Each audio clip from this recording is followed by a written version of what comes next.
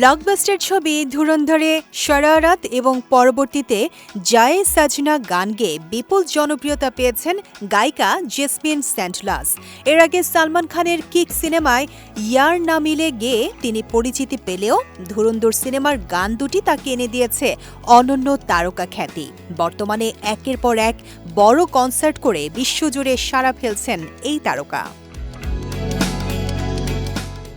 সম্প্রতি নয়াদিল্লির যশোভূমি কনভেনশন সেন্টারে শুরু হয়েছে জেসমিনের বহুল প্রতীক্ষিত the dream girl India tour. আর এই সফরের প্রথম কনসার্টে গানের ফাঁকে মঞ্চে এক দারুণ চমকপ্রদ খবর দিলেন গায়িকা। উপস্থিত হাজারো দর্শকের সামনে আকস্মিক ঘোষণা দিয়ে জানালেন তার বাগদান সম্পন্ন হয়ে গেছে।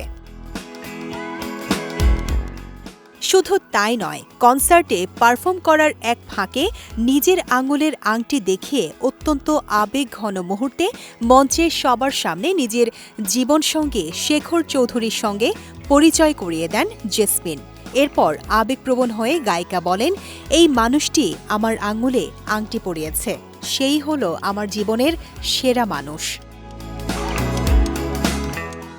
আচমকা এমন মিষ্টি ঘোষণা পেয়ে উপস্থিত দর্শক শ্রোতারাও ভীষণ উচ্ছ্বসিত হয়ে উল্লাস প্রকাশ করেন।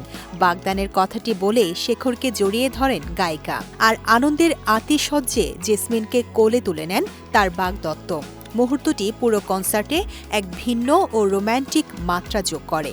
দিল্লির সফল আয়োজন শেষে আগামীতে মুম্বাই, বেঙ্গালুরু ও চণ্ডীগড়ে এই ট্যুরের কনসার্টগুলো অনুষ্ঠিত হবে।